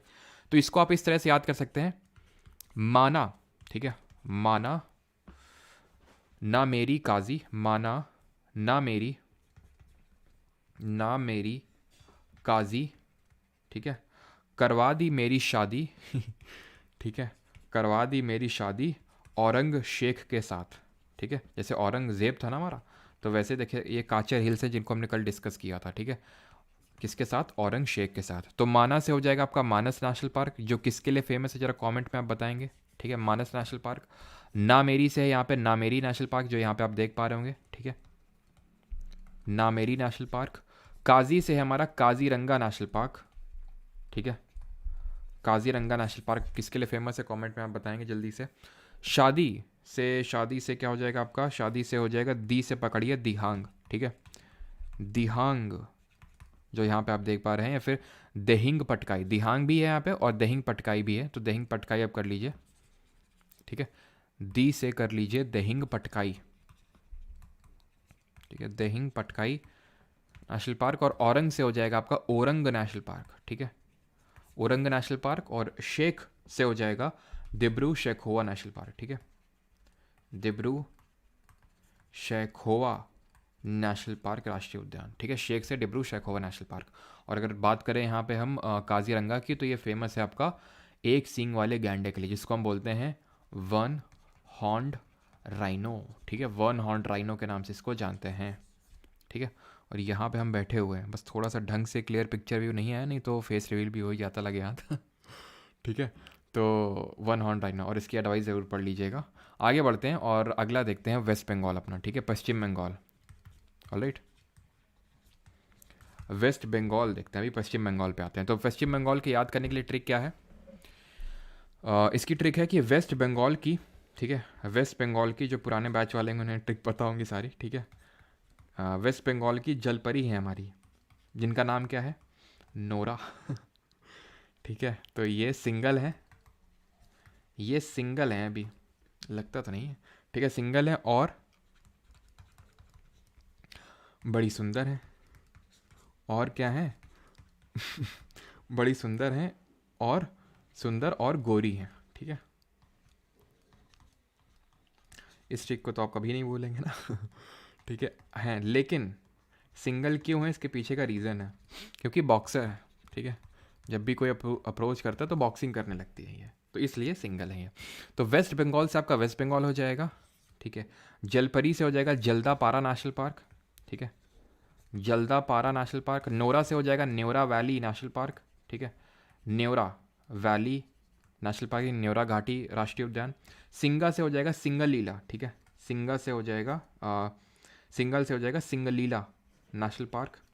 बड़ी से तो कुछ नहीं, और सुंदर से होगा आपका सुंदरबन नेशनल पार्क, ठीक है, जो कि हमारा बायोस्फीयर रिजर्व भी अभी हम देखेंगे, ठीक है। तो नेशनल पार्क बायोस्फीयर रिजर्व के अंदर ही आपका नेशनल पार्क आता है। और गोरी से हो जाएगा आपका गोरुमारा नेशनल पार्क, ठीक है, Gorumara national park. And boxer से हो जाएगा आपका बुक्सा टाइगर रिजर्व। तो ये एक तरह की टाइगर रिजर्व है, जिसको जिसको हम वाइल्ड लाइफ सैंक्चुरी की कैटेगरी में रख सकते हैं। तो बुक्सा टाइगर रिजर्व, तो ये हमारे सारे याद हो गए। जलपरी से जल्दापारा, नोरा से Neora valley national park, single से सिंगलीला नेशनल पार्क, सुंदर से सुंदरबन, ठीक है, सुंदरबन नेशनल पार्क, और गोरी से गोरुमारा नेशनल पार्क, ठीक है, बॉक्सर से बुक्सा टाइगर रिजर्व, ठीक है। तो ये आपका आई थिंक इन्हीं में से कोई एक है, गोरुमारा नेशनल पार्क है, ठीक है। चलो। तो आगे बढ़ते हैं और अब आते हैं मध्य प्रदेश पे। तो एमपी पे आते हैं और एमपी के नेशनल पार्क देखते हैं। तो यहाँ पे आप देख पा रहे होंगे पालपुर कुनो वाइल्ड लाइफ सेंचुरी, पन्ना संजय नेशनल पार्क, संजय गांधी अलग है, ठीक है, ध्यान रखना, ठीक है, संजय नेशनल पार्क है, संजय गांधी नेशनल पार्क आपका आंध्र प्रदेश में पड़ेगा, आंध्र प्रदेश और कर्नाटक के बॉर्डर पे ये वो, तो वो नीचे है साउथ इंडिया में। बांधवगढ़ है यहाँ पे, कान्हा है, बालाघाट है, पेंच है, सतपुड़ा है, ठीक है, और मेलघाट है यहाँ पे। बाकी तो सारे याद नहीं करने होते हमें, ठीक है, सारे याद नहीं करने होते, जितने इंपॉर्टेंट होते हैं सिर्फ वही। तो अगर हम बात करें मध्य प्रदेश में कौन कौन से हैं, और ये चीज़ हमने पढ़ी थी कि एमपी में हाईएस्ट फॉरेस्ट रिजर्व है, ठीक है, यहाँ का जो फॉरेस्ट रिजर्व है वो सबसे फॉरेस्ट कवर है वो सबसे हाईएस्ट है। और परसेंटेज टर्म्स में किसका सबसे हाईएस्ट है, कमेंट में जल्दी से बताएंगे। तो इस तरह से आप इसको याद करिए कि जो एमपी है, एमपी के जो संजय और माधव हैं, एमपी के संजय और माधव, वो अपने बंधु, ठीक है, ऐसे याद कर सकते हैं। देखिए, बाकी अगर आपको याद है और अगर आप वैसे याद कर सकते हैं इसको, जैसे कि आपको पहले से 4-5 याद हैं और 1-2 एक्स्ट्रा हो रहे हैं, तो ट्रिक मत यूज़ करिएगा, ज़्यादा बेटर रहेगा, ठीक है। मैं ट्रिक इसलिए बता रहा हूँ कि एकदम जो अगर आप बिगिनर हैं और अगर आपको याद करना है तो इसलिए मैं बता रहा हूँ ताकि तुरंत याद हो जाए। बाकी अगर आपको याद है पहले से रिपीटेड तरीके से, क्योंकि आपने बहुत बार रिवाइज़ किया, तो मेरे हिसाब से तो आप बस उसको 1-2 एक्स्ट्रा आपको मिले बस उसको याद कर लीजिएगा, ठीक है। तो माधव अपने बंधु, ठीक है, अपने बंधु कान्हा से मिलने 5 पैसे लेकर पान खाकर, ध्यान रखना, पान खाकर मंडे मंडे को 7 बजे वैन से पहुंचे, 7 बजे वैन से पहुंचे। तो एमपी से तो एमपी हो जाएगा, मध्य प्रदेश हो जाएगा आपका। देन संजय से हो जाएगा आपका संजय नेशनल पार्क, जो हमने अभी देखा था, ठीक है, संजय नेशनल पार्क। माधव से हो जाएगा आपका माधव नेशनल पार्क। बंधु से हो जाएगा आपका बांधवगढ़। कान्हा से हो जाएगा कान्हा नेशनल पार्क। और इसी में आपका जो एक मोगली मूवी नहीं बनी, वो क्या है, मोगली वगैरह, ठीक है, फूल खिले हैं जंगल में, वैसा करके कोई गाना है, तो वो कान्हा नेशनल पार्क में ही वो रुडयार्ड किपलिंग ने लिखा था उसको, पूरे उसको, और वो कान्हा नेशनल पार्क में जब उन्होंने विजिट किया था तो उसी पे ही वो बेस था, ऐसा माना जाता है। 5 से हो जाएगा पेंच टाइगर रिजर्व, ठीक है। 5 से हो जाएगा पन्ना टाइगर रिजर्व, ठीक है, 5 से तो हो गया पेंच, और पन्ना 5 से हो जाएगा पन्ना टाइगर रिजर्व। और पन्ना की अगर बात करें तो ये किस चीज़ के लिए फेमस है, ज़रा बताइए कमेंट में। मंडे से हो जाएगा आपका मंडोला नेशनल पार्क उतना इंपॉर्टेंट नहीं है। 7 से हो जाएगा सतपुरा नेशनल पार्क, सतपुरा की हाईएस्ट पीक जरा कमेंट बताइए। और वैन से हो जाएगा वन विहार नेशनल पार्क। ठीक है, तो जो पन्ना है हमारा, हमने पता है ये डायमंड के लिए फेमस है ना, हीरे के लिए फेमस है। बाकी हम लोग की जो परसों वाली क्लास होगी वो मिनरल्स पे बेस्ड रहेगी। ठीक है, जितने भी कौन सा कोल कहाँ पे ज़्यादा पाया जाता है, कौन सी माइन कहाँ पे, और सतपुरा की हाईएस्ट है पीक है धूपगढ़। ठीक है, चलिए अगला देख लेते हैं। तो असम हो गया, वेस्ट बंगाल हो गया, एमपी हो गया, अभी आ जाते हैं राजस्थान पे। ठीक है, राजस्थान पे आ जाते हैं अभी। तो राजस्थान के जितने हमारे नेशनल पार्क हैं उनको इस तरह से याद कर सकते हैं कि राजा मुकुंद जी हैं हमारे। ठीक है, राजा मुकुंद इज रनिंग। ठीक है, Raja Mukund is running in sari in desert. ठीक है, इन डेजर्ट, लेकिन क्यों? ठीक है, राजा जी क्यों दौड़ रहे हैं साड़ी में, इसके पीछे कुछ तो कारण होगा। तो राजा से है हमारा राजस्थान, मुकुंद से है मुकुंदरा हिल नेशनल पार्क। ठीक है, मुकुंद से है मुकुंदरा हिल नेशनल पार्क। रनिंग से अगर बात करें तो रनिंग से है रणथंभौर नेशनल पार्क, रनिंग से हो जाएगा रणथंभौर नेशनल पार्क। साड़ी से अगर बात करें तो हो जाएगा आपका सरिस्का टाइगर रिजर्व है, ये नेशनल पार्क भी है और टाइगर रिजर्व भी है। एंड डेजर्ट से अगर बात करें तो डेजर्ट नेशनल पार्क, डेजर्ट तो हमारा राजस्थान में ही है ज़्यादातर, तो इस तरह से याद कर सकते हैं। एंड क्यों से हो जाएगा क्योला देव नेशनल पार्क। ठीक है, क्योला देव नेशनल पार्क। यहाँ पे हमारा एक वेटलैंड भी है, आर्द्रभूमि भी है, क्योला देव घाना नेशनल, क्योला देव उसको लेक बोलते हैं। ठीक है, क्योला देव घाना नेशनल पार्क के नाम से भी जाना जाता है, और क्योला देव यहाँ पे लेक है, जो कि रामसार साइट, आपको पता होगा कि हमारा रामसार ईरान में एक कन्वेंशन हुआ था जिसको कि हम रामसार कन्वेंशन बोलते हैं 1971 में, जहाँ पे ये कन्वेंशन मतलब एक तरह से अडॉप्ट किया गया था कि हम जितनी भी वेटलैंड्स हैं, आर्द्रभूमि हैं, उनको प्रोटेक्ट करेंगे। 1971 में कन्वेंशन हुआ था, रामसार जगह है ईरान में। तो इसके तहत एक मॉन्ट्रेक्स रिकॉर्ड होता है, MONTRUEX रिकॉर्ड। उस मॉन्ट्रेक्स रिकॉर्ड में 2 इंडियन साइट हैं जो एक तरह से हम बोल सकते हैं वेटलैंड्स ऑफ इंटरनेशनल इंपॉर्टेंस। तो 2 इंडिया से हैं, उसमें से एक क्योला देव लेक है, फिर क्योला देव, ये जो नेशनल पार्क के पास आपका ये वेटलैंड पड़ता है क्योला देव घाना, ये उसमें इंक्लूडेड है। दूसरा कौन सा है अभी हम आगे देखेंगे। ठीक, अभी आ जाते हैं अपने उत्तर प्रदेश पे। राजस्थान देख लिया हम लोगों ने, ठीक है, राजस्थान के तो देख लिए। अभी आ जाते हैं किस पे, अभी आ जाते हैं उत्तर प्रदेश पे। उत्तर प्रदेश का मैप है क्या? नहीं है, चलो कोई नहीं। उत्तर प्रदेश पे आ जाते हैं और यूपी के इंपॉर्टेंट नेशनल पार्क और वाइल्ड लाइफ सेंचुरी देख लेते हैं। तो यूपी में ऐसे याद कर सकते हैं कि यूपी के पीलीभीत, ठीक है, यूपी के पीलीभीत के जो नवाब थे, ठीक है, उनकी बेटी थी, उनका नाम था चंद्रप्रभा। ठीक है, उनकी बेटी का नाम था चंद्रप्रभा। तो वो चंद्रप्रभा जो है वो चंबल नदी के किनारे, बिकॉज हमें पता जो चंबल नदी है वो यूपी और एमपी के बॉर्डर पे फ्लो होती है ना, तो चंबल के किनारे दूध से नहाते हुए उसको देखा गया। ठीक है, दूध से नहा रही थी। यूपी के पीलीभीत के नवाब की बेटी थी चंद्रप्रभा, वो चंबल नदी किनारे दूध से नहा रही थी। ठीक है, दूध से नहा रही थी। ठीक है, तो अगर बात करें यूपी से तो यूपी हो जाएगा, पीलीभीत से हो जाएगा पीलीभीत टाइगर रिजर्व है, ध्यान रखना। ठीक है, पीलीभीत टाइगर रिजर्व है। नवाब से अगर बात करें तो ये नवाब बर्ड सेंचुरी है, ध्यान रखना, नवाब बर्ड सेंचुरी है ये। ठीक है, तो वाइल्ड लाइफ सेंचुरी हमने पढ़ा था। वाइल्ड लाइफ सेंचुरी क्या होती है? जो फौना को प्रोटेक्ट करती है, यानी कि एनिमल वाइल्ड लाइफ को प्रोटेक्ट करती हैं। तो नवाब बर्ड सेंचुरी है। चंद्रप्रभा आपको देखने को मिलेगी, चंद्रप्रभा ये एक तरह की वाइल्ड लाइफ सेंचुरी है ये भी। ठीक है, वाइल्ड लाइफ सेंचुरी, यानी कि यहाँ पे फौना को प्रोटेक्ट किया जा रहा है। चंबल से हो जाएगा आपका चंबल वाइल्ड लाइफ सेंचुरी। ठीक है, एंड दूध से हो जाएगा दुधवा नेशनल पार्क। ठीक है, दुधवा राष्ट्रीय उद्यान। क्लियर। अभी आ जाते हैं किस पे, अभी आ जाते हैं उत्तर प्रदेश के ऊपर उत्तराखंड पे। उत्तराखंड के अगर नेशनल पार्क की बात करें तो यहाँ पे आपको देखने को मिलेंगे जिम कॉर्बेट, जो इंडिया का फर्स्ट नेशनल पार्क है।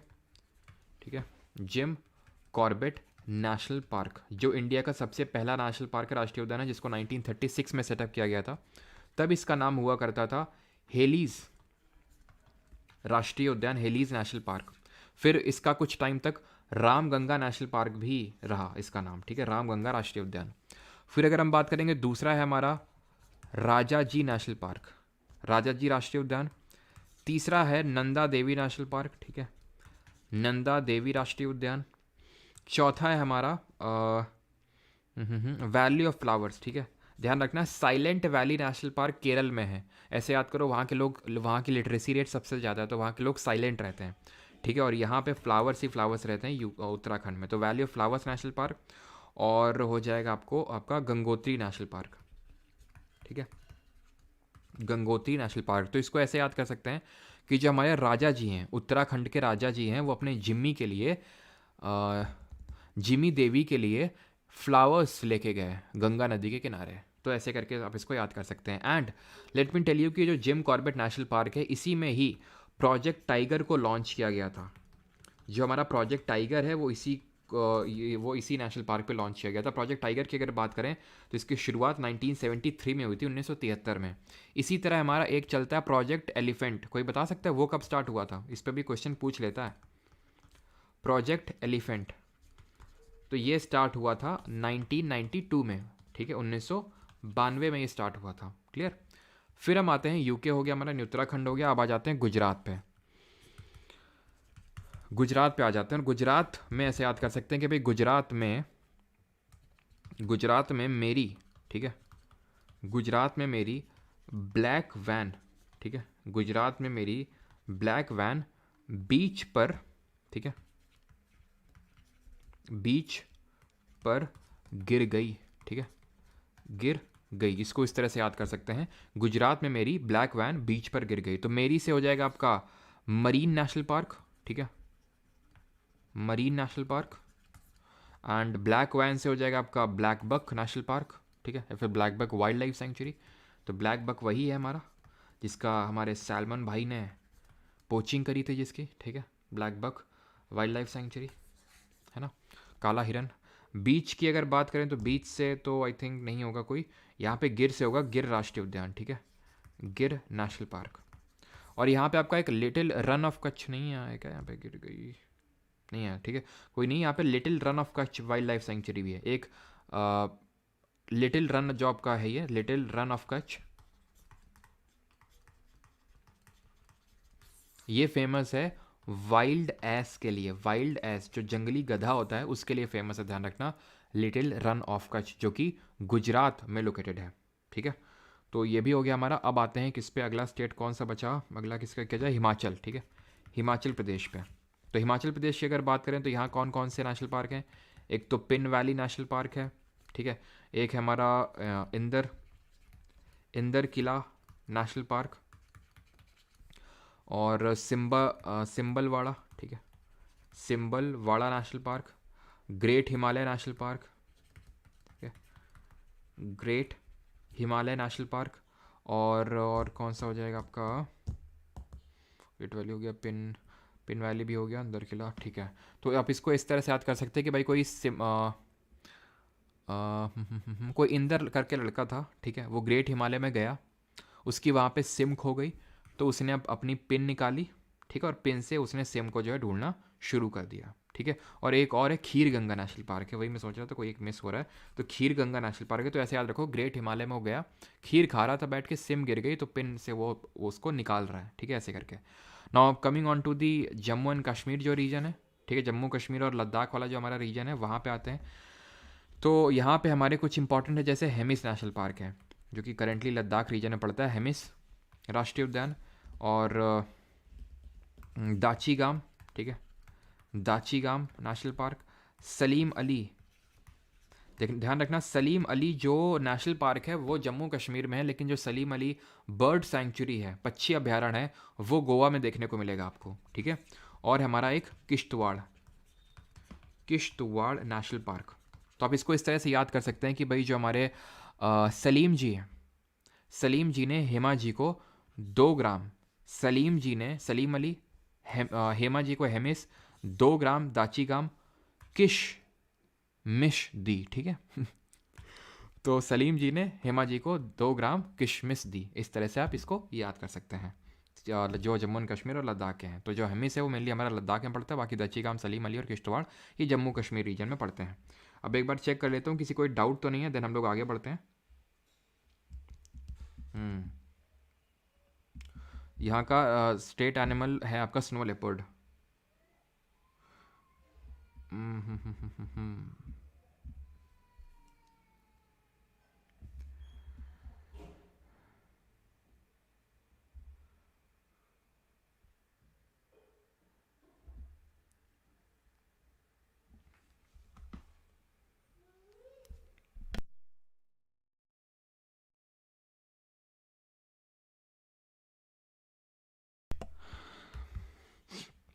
हाँ बिल्कुल, वो हंगुल के लिए फेमस है, जो दाची गाम है ये हंगुल के लिए फेमस है। सही है। ठीक है। और थोड़ा आप लोगों को आज बैकग्राउंड नॉइज सुनने को मिल सकता है। ठीक है।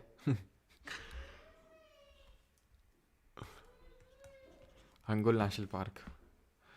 ठीक है, तो इसने मतलब शी इज़ माई नीस, और दिमाग ख़राब करके रखती है पूरे दिन। ठीक है, तो थोड़ा सा बैकग्राउंड नॉइस आपको कुछ दिन के लिए हो सकता है, एक हफ्ते के लिए देखने को मिले, फिर नहीं होगा। ठीक है। मम्मी मम्मी के साउंड्स आपको बैकग्राउंड से सुनने को मिल सकते हैं।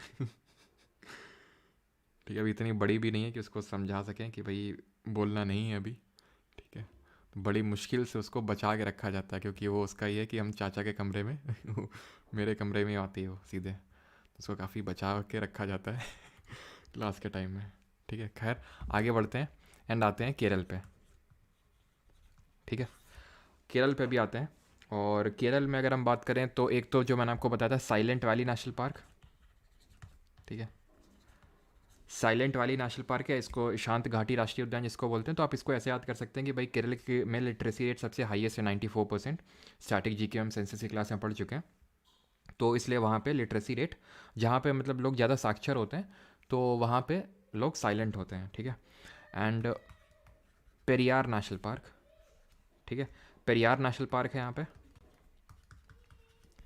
और तीसरा है हमारा एराविकुलम। ठीक है, एराविकुलम नेशनल पार्क। तो ये तीन यहाँ पे नेशनल पार्क हमें देखने हैं केरल में। देन आते हैं तमिलनाडु पे। तमिलनाडु में अगर हम बात करें तो हमारे एक अनाईमुडी। ठीक है, अनाईमुडी हमने देखा था कि हाईएस्ट पीक भी है, और अनाईमुडी यहाँ पे नेशनल पार्क भी देखने को मिलेगा। एक्चुअल में ये केरल और तमिलनाडु के बॉर्डर पे है, बिकॉज जो अनाईमुडी हमने पीक देखी थी वो केरल में थी, है ना। तो अनाईमुडी जो नेशनल पार्क है वो यहाँ पे आपको देखने को मिलेगा। मुदुमलाई। ठीक है, मुदुमलाई नेशनल पार्क आपको देखने को मिलेगा। देन इंदिरा गांधी। ठीक है, इंदिरा गांधी नेशनल पार्क। ठीक है, और गुंडी। ठीक है, GUINDY है ये। ठीक है, गुंडी नेशनल पार्क। और एक है हमारा मन्नार। ठीक है, गल्फ ऑफ मन्नार, मन्नार की खाड़ी राष्ट्रीय उद्यान, गल्फ ऑफ मन्नार। ये जो गल्फ ऑफ मन्नार है, एक डुगोंग करके एनिमल होता है जिसको कि हम सी काउ, समुद्री गाय के नाम से जानते हैं, उसके लिए फेमस है। ठीक है, और एक है हमारा पलनी। ठीक है, पलनी नेशनल पार्क।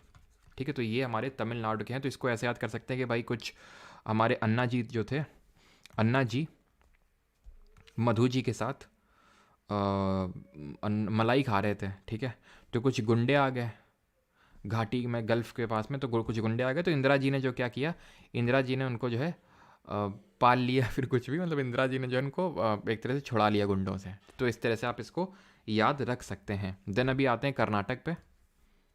ठीक है, कर्नाटक पे आते हैं। तो कर्नाटक के कौन कौन से इंपॉर्टेंट नेशनल पार्क हैं, तो हमारे कुद्रेमुख है, एक बनरघाटा है, नागरहोल है, बांदीपुर है। तो इसको हम इस तरह से याद कर लेते हैं कि राजीव नगर में। ठीक है, इस तरह से आप याद कर लो, राजीव नगर में कूड़े का एक अंश। ठीक है, कूड़े का एक अंश भी बैन है। ठीक है, एक अंश भी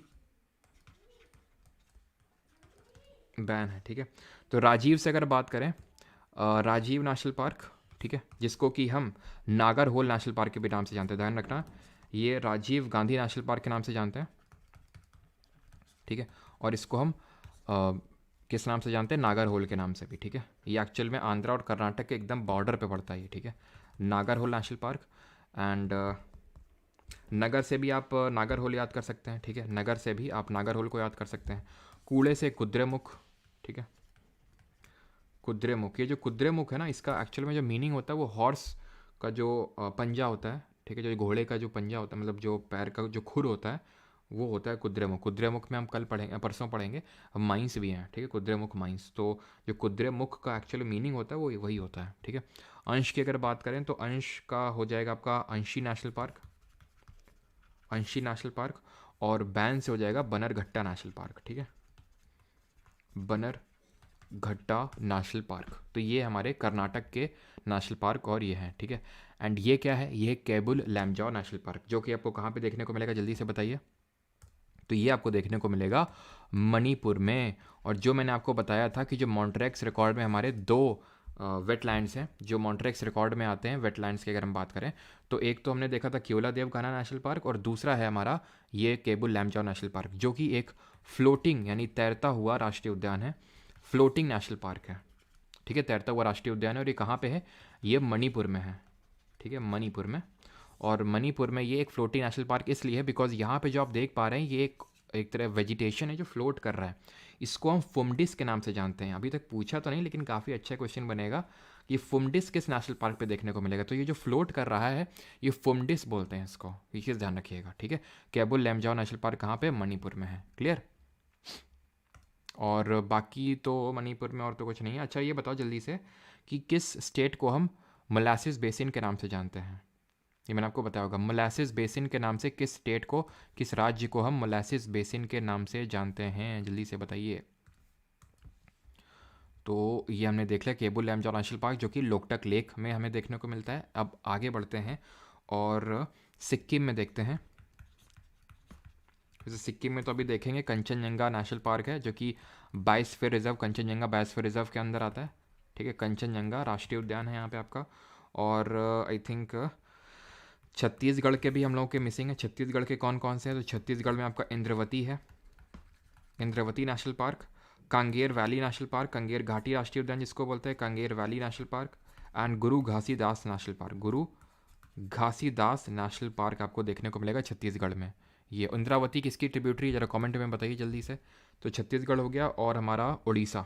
ठीक है, उड़ीसा की अगर बात करें तो उड़ीसा में हो हैं आपके भीतरकनिका। ठीक है, भीतरकनिका जो आपका राष्ट्रीय उद्यान है। And Similipal Tiger Reserve. ठीक है, सिम्प्लीपल एंड भीतरकनिका बस इसमें दो ही याद रखना आपको, भीतरकनिका और सिम्प्लीपल। ठीक है, और कौन सा स्टेट बाकी सीखे होंगे, जो बिहार बाकी है आपका ना। ठीक है, मेन राज्य तो अभी बाकी है हमारा बिहार। ठीक है, तो बिहार में अगर बात करें तो एक ही आपको याद रखना है, that is Valmiki tiger reserve. Valmiki national park या तो याद कर लो, ये एक तरह का टाइगर रिजर्व है। ठीक है, एंड झारखंड भी हमारा बच रहा है। झारखंड में एक तो याद रखो आप बेटला नेशनल पार्क, बेटला और पालामू। ठीक है, बेटला और पालामू नेशनल पार्क। मणिपुर भी हो गया हमारा, उड़ीसा भी हो गया, बिहार भी हो गया। और कुछ कोई बाकी है अभी, कुछ कोई बच तो नहीं रहा है अभी, एक बार रिकॉल करवाना। सारे स्टेट हो गए ना।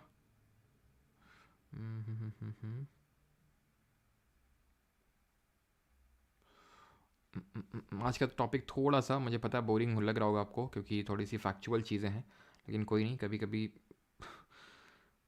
ऐसी भी चीज़ें आपको पढ़नी पड़ती हैं, है कि नहीं। सारे रोज़ इंटरेस्टिंग चीज़ें तो हाँ, आंध्रा बच रहा है ना, आंध्र प्रदेश। तो आंध्र प्रदेश में पापीकोंडा। ठीक है, पापीकोंडा नेशनल पार्क है, एक पापीकोंडा राष्ट्रीय उद्यान है। ठीक है, और एक तो वाइल्ड लाइफ सेंचुरी जब हम पढ़ेंगे नागार्जुन सागर कोरिंगा। ठीक है, कोरिंगा वाइल्ड लाइफ सेंचुरी ये आपकी पड़ेगी। और वैसे तो है और भी हैं, गुंडला वगैरह हैं लेकिन इंपॉर्टेंट नहीं है। एक तो पापीकोंडा हो गई, कोरिंगा हो गई, दो इसमें याद रखना है। याद करने तो गुंडला याद कर सकते हो लेकिन उतना इंपॉर्टेंट नहीं है। पापीकोंडा और कोरिंगा याद रखना अच्छे से। ठीक है, चलिए अभी आगे बढ़ते हैं और देखते हैं अपने आखिरी टॉपिक पे आते हैं, that is biosphere reserve.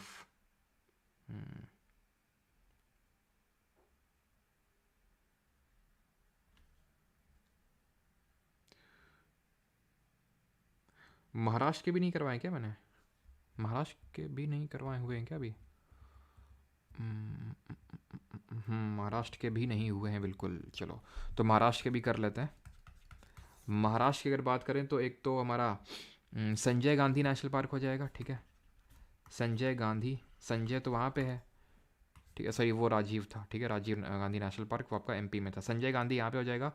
Tadoba, ठीक है, ताडोबा अंधारी नेशनल पार्क एक ये हो जाएगा। और पेंच ध्यान रखना, पेंच दोनों के बॉर्डर पे पड़ता है, एमपी। और ये मैंने आपको पिछले जो जनवरी मंथ था उसके करंट अफेयर में बताया था। और आज हम लोग का 27 फेब है, यानी कि 2 दिन बाद फरवरी ख़त्म हो जाएगा। और मैं आपको बता दूं फेब के करंट अफेयर आपने देखा होगा कि इस बार कोई शेड्यूल नहीं लगा हुआ है क्लास का, क्योंकि इस बार शेड्यूल नहीं है क्लास का। इस बार आपको करंट अफेयर कुछ अलग फॉर्मेट मिलने वाले हैं और वो आपके लिए सरप्राइज़ है। ठीक है, वो रहेगा रिकॉर्डेड फॉर्मेट में लेकिन कुछ अलग फॉर्मेट में रहेगा और वो आपके लिए एक सरप्राइज़ है। तो जब मिलेगा तब आप बताइएगा कि कैसा लगा आपको। ठीक है, संजय गांधी हो गया, तडोबा अंदरी, पेंच हो गया, पेंच बॉर्डर पे था, और चंडोली बस एक याद कर लो। ठीक है, चंडोली नेशनल पार्क, चंडोली। ठीक है, और तो आई थिंक कोई मिस नहीं हो रहा है। तडोबा हो गया, चंडोली हो गया, और संजय गांधी तो हो ही चुका है।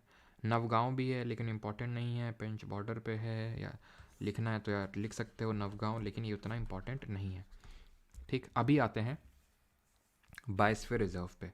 तो पहली बात तो ये ध्यान रखना कि इंडिया में total number of biosphere reserve हैं कितने। 18 बायोस्फीयर रिजर्व हैं टोटल इन इंडिया। ठीक है, total 18 biosphere reserves in India. इसमें से 12 जो बायोस्फीयर रिजर्व्स हैं वो यूनेस्को के मैब प्रोग्राम के अंडर में आते हैं, मैन एंड बायोस्फीयर प्रोग्राम। यानी कि भारत में 18 बायोस्फीयर रिजर्व हैं, जिसमें कि यूनेस्को ने 12 को एक तरह से रिकॉग्नाइज कर रखा है अपने मैब, मैन एंड बायोस्फीयर प्रोग्राम के तहत। क्लियर, जो कि यूनेस्को ने 1971 में स्टार्ट किया था, 1971 में। इसका हेडक्वार्टर बताइए जल्दी से कहाँ पे है। तो वो 12 कौन से हैं वो भी देखेंगे, लेकिन पहले पूरे 18 देखेंगे, उसके बाद वो 12 या फिर वो 6 को हटा देंगे और वो मैं आपको 12 बता दूंगा कौन से हैं। ठीक, चलिए तो क्यों ना स्टार्ट करें। जो सबसे पहला हमारा यूनेस्को मैप प्रोग्राम के तहत आया था, दैट वाज नीलगिरी। ये it was the first to be included in the under the UNESCO का मैप प्रोग्राम के अंडर। और ये जो है नीलगिरी, ये आपका 3 स्टेट में पड़ता है, केरल, तमिलनाडु और कर्नाटक के बॉर्डर में है ये नीलगिरी। ठीक, then great Rann of Kutch, little Rann of Kutch बताया था। ये बायोस्फीयर जो रिजर्व है ना, biosphere reserve, great Rann of Kutch है ऊपर और नीचे लिटिल है, जहां पे वाइल्ड एस देखने को मिलता है।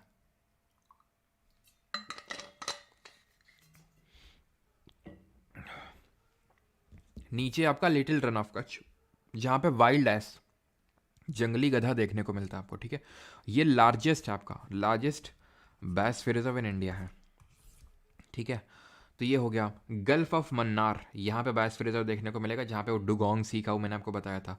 सेसाचलम हिल्स, ये है आपका आंध्रा में, तो आपको साफ साफ दिख रहा है कौन सा स्टेट है। सिंपलीपल नेशनल पार्क, सिंपलीपल बायोस्फीयर रिजर्व भी है उड़ीसा में, जहाँ सिंपलीपल नेशनल पार्क सिंपलीपल बायोस्फीयर रिजर्व के अंदर आता है। ऐसे याद रखो, यहाँ के लोग बहुत सिंपल होते हैं। उड़ीसा के हमारे सीएम कौन है, नवीन पटनायक जी हैं, कितने सिंपल रहते हैं एकदम। ठीक है, तो सिंपलीपल। सुंदरबन तो भाई सबको पता है, अभी उड़ीसा की सॉरी वेस्ट बंगाल की हमारी जल की परी नोरा जी है ना, सुंदर गौरी, इस तरह से हमने याद किया था। तो सुंदरबन नेशनल पार्क और सुंदरबन बायोस्फीयर रिजर्व भी है। क्लियर, डिब्रू सेखोया ऊपर, और डिब्रू सेखोया कहाँ पे, ये असम में, अरुणाचल में नहीं है, असम में डिब्रू सेखोवा। ठीक है, डिब्रू सेखोवा ऐसे याद किया था हम लोगों ने। औरंग शेख, तो औरंग शेख डिब्रू सेखोया। ठीक है, नेशनल पार्क याद किया था। दिहांग दिबांग, अब दिहांग दिबांग हमें पता है कि अरुणाचल में ब्रह्मपुत्रा का नाम है दिहांग, और उसकी सहायक नदी है, ट्रिब्यूटरी है दिबांग। तो ऑब्वियस सी बात है कहाँ पे होगा, अरुणाचल में होगा। इसको भी याद करने में कोई दिक्कत नहीं है, मेन हमें लोकेशन पता होनी चाहिए। ठीक है, मानस, ठीक है, ये भी हमने देख लिया। मानाना काजी, तो मानस है, मानस नेशनल पार्क जो असम में है, तो मानस वाइल्ड लाइफ सेंचुरी और मानस नेशनल पार्क, मानस वाइल्ड लाइफ सेंचुरी, ये दोनों आते हैं मानस बायोस्फीयर रिजर्व के अंडर। कंचनजंगा नेशनल पार्क है सिक्किम में, और इसको 2018 में इंक्लूड किया गया था इन द यूनेस्को का मैप प्रोग्राम। और ये वर्ल्ड की सबसे मिक्स्ड हेरिटेज साइट है। जो कंचनजंगा है आपकी, जो सिक्किम में है, ये वर्ल्ड की highest mixed world heritage site है, मिक्स्ड वर्ल्ड हेरिटेज साइट है, जिसको कि यूनेस्को ने रिकॉग्नाइज कर रखा है। और हमें पता है कंचनजंगा यहाँ पे पीक भी है, जो इंडिया की हाईएस्ट पीक है। कमेंट में आप बताएंगे कि कितनी हाइट है इसकी। देन आ जाइए छत्तीसगढ़ और मध्य प्रदेश के बॉर्डर में अचानक मर अमरकंटक। इसको भी याद करना बहुत आसान है, क्योंकि अमरकंटक हमने पढ़ा था जब हम रिवर सिस्टम पढ़ रहे थे, कि जो अमरकंटक है वो एक तरह का रेडियल ड्रेनेज पैटर्न दिखाता है। यहाँ से हमारी कौन सी 2 मेन इंपॉर्टेंट रिवर्स निकलती हैं जरा बताइए। तो अचानक मर अमरकंटक हो गया।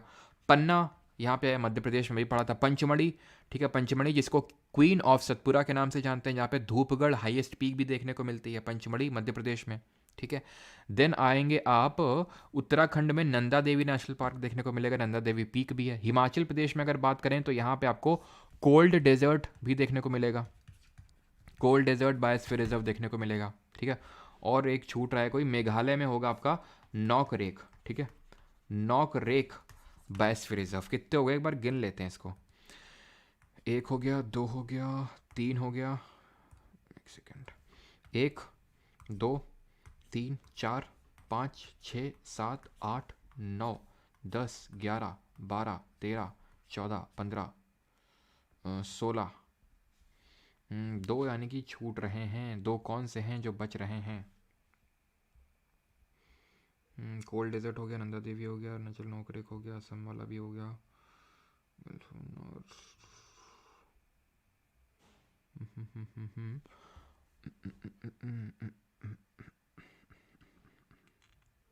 कंचनजंगा पे, हाँ ठीक ठीक ठीक ठीक ठीक। यहाँ पे आपकी अगस्त मलाई छूट रही है, ठीक है। अगस्त मलाई, अगस्त्य मलाई जो है ये छूट रही है, मलाई हमारी जो कि तमिलनाडु में है, ठीक है। और कोई छूट रही है? हाँ, एक तो यहाँ पे लिखा हुआ है, आंखों के सामने से छूट रहा है, दैट इज़ ग्रेट निकोबार, ठीक है। ग्रेट निकोबार जो कि अंडमान निकोबार, हमें पता है, हमने पढ़ा था कि ये north Andaman, middle Andaman, south Andaman, little Andaman, car Nicobar, great Nicobar. तो ग्रेट निकोबार है, यहाँ पे हमें देखने को मिलेगा great Nicobar wild life sanctuary. ये कौन सा पैसेज है ज़रा बताएंगे, और ये कौन सा चैनल है, ये जल्दी से कमेंट में बताएंगे, ठीक है। और कुछ तो नहीं। बाकी अगर मैं बात करूँ इसमें कौन रिकग्नाइज्ड हैं यूनेस्को के मैप प्रोग्राम के अंडर, तो 18 हैं टोटल जो हमने अभी देख लिए, और 12 रिकग्नाइज्ड हैं। वैसे तो ये पूछेगा नहीं, ये क्वेश्चन पूछेगा कि पहला कौन सा था, नीलगिरी था, और सबसे बड़ा कौन सा था, तो वो आपका ग्रेट रन ऑफ कच्छ था, ठीक है। और कुछ तो यहाँ से क्वेश्चन नहीं बनेगा। नहीं, ठीक, चलो। तो अभी इस पे आ जाते हैं। That this is your Duncan passage, जो साउथ अंडमान को लिटिल अंडमान से अलग कर रहा है, और ये हमारा 10 डिग्री चैनल है जो पूरे अंडमान ग्रुप ऑफ आइलैंड को निकोबार ग्रुप ऑफ आइलैंड से अलग कर रहा है। एंड ये आपका साउथ अंडमान को लिटिल अंडमान से भी अलग कर रहा है, ठीक।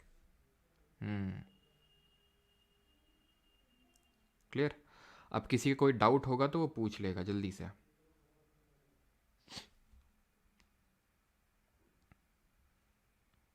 तो लेटेस्ट आपका इसमें पन्ना रहा है, ठीक है। लेटेस्ट पन्ना रहा है, 2020 में इसको एड ऑन किया गया था, उससे पहले 2018 में कंचनजंगा को किया गया था, ठीक है। इसको कहीं कहीं खंडजनजंगा भी बोलते हैं, खंडजनजंगा, ठीक है। यहाँ कंचनजंगा लिखा हुआ है, कहीं कहीं पे KH भी लिखा होता है, बिल्कुल सही है,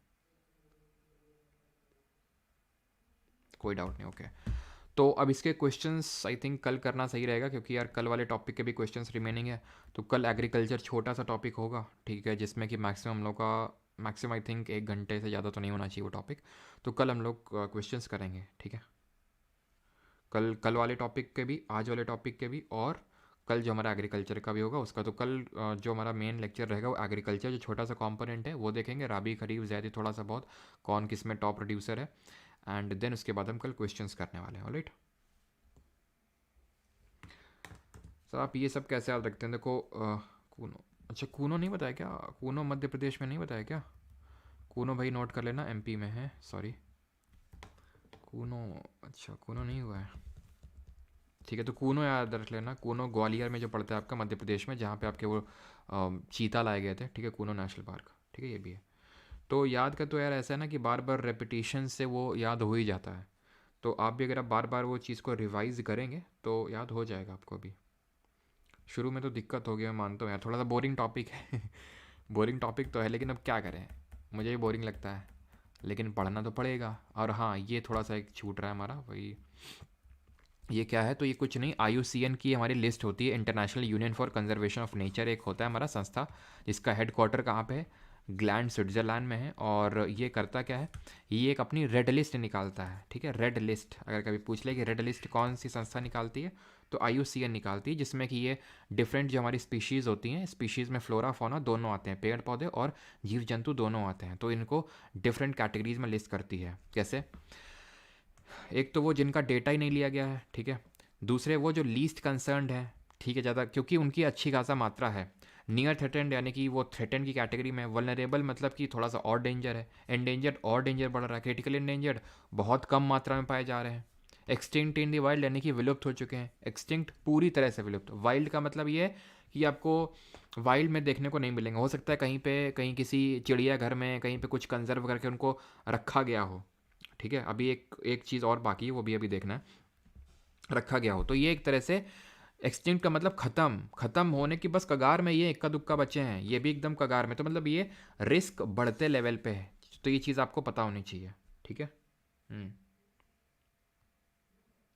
चलिए, तो IUCN और एक चीज़ यहाँ पे, एंड दैट इज़ कि इन सितु और एक्स सितु कंजर्वेशन क्या होता है। इन सितु कंजर्वेशन और एक्स सितु कंजर्वेशन क्या होता है।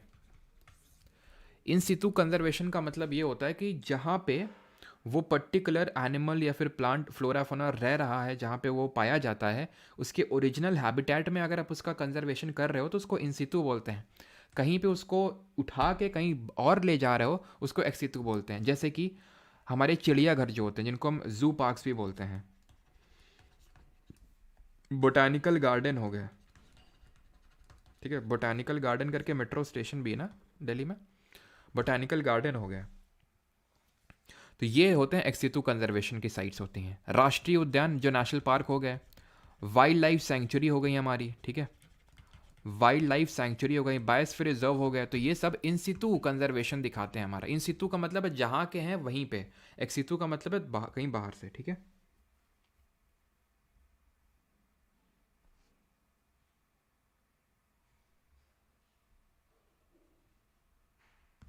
IUCN से तो यही क्वेश्चन बनेगा जो एक तो मैंने बताया आपको, कूना चीता वाला, हाँ ठीक है। तो ये क्वेश्चन और इसका हेडक्वार्टर पूछ सकता है आपसे। बाकी तो जो न्यूज़ में रहते हैं, जैसे कि हमने देखा था जो हमारा हिमालयन वोल्फ है, ठीक है, तो उसको अभी वल्नरेबल कैटेगरी में रखा गया था। तो जो न्यूज़ में रहते हैं तो वो आपसे पूछ सकता है।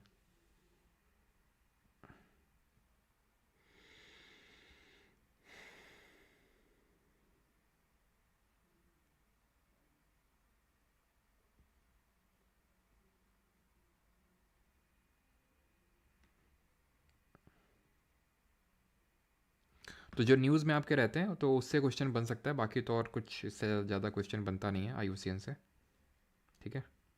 रेड डेटा बुक होती है, रेड लिस्ट पब्लिश करता है, ये पता होना चाहिए। 1964 में बना था, लेकिन ये कोई बहुत ज़्यादा इंपॉर्टेंट चीज़ है नहीं, ठीक है, कि 1964 में बना था, पूछा जाएगा नहीं, बट हेडक्वार्टर आपको पता होना चाहिए।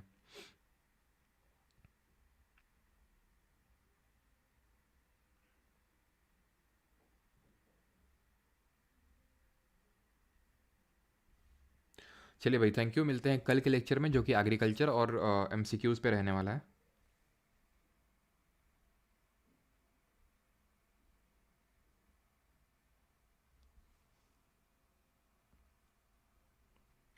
सर बैच में वीडियो क्वालिटी इंक्रीज़ कर दीजिए। अच्छा, अभी कितना में आता है और कितना नहीं आता है? रेड डेटा बुक वही होता है, रेड लिस्ट और रेड डेटा बुक, ठीक है। और 7 कैटेगरीज होती हैं आपकी, ध्यान रखना। एक तो 1 2 3 4 5 6 7 8 हो जाएंगी ना। डेटा इंसफिशिएंट भी आप एक कैटेगरी मान सकते हो।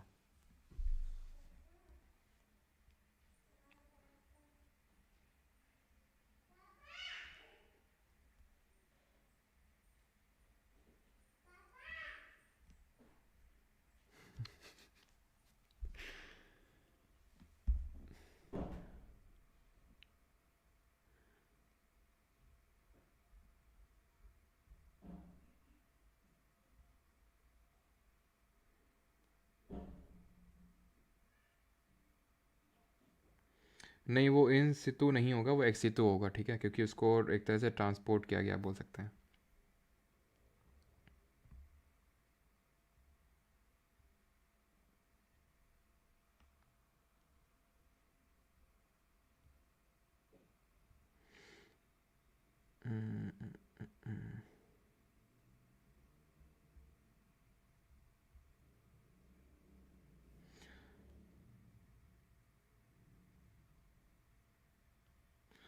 चलिए भाई, थैंक यू सर। जीके में फुल मार्क्स नहीं आ रहे हैं, फुल मार्क्स नहीं आएंगे जीके में, ठीक है। जीके में आपको अप्रोच करना है कि कितना ज़्यादा से ज़्यादा आप स्कोर कर सकते हो, फुल मार्क्स मत उस पर एम करो, है ना।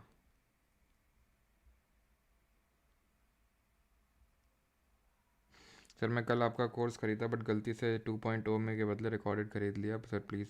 वो स्वरूप घोष तुमसे गलती नहीं हुई है, ठीक है, तुम पहले टेस्ट कर रहे थे, है ना। गलती कैसे हो सकती है, मुझे ये नहीं समझ में आ रहा भाई। पहले तो GK 2.0 बैच था ना, पहले तो वही था। तो गलती से अगर होता तो चलो ये इसमें गलती हो तो मान भी सकते हैं, और ऊपर से जो रिकॉर्डेड है उसमें ब्रैकेट में भी रिकॉर्डेड लिखा हुआ है।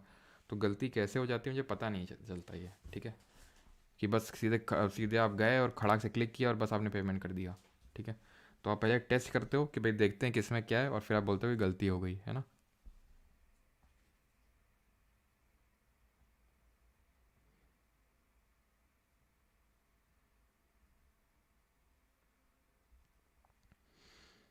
चलिए भाई, थैंक यू।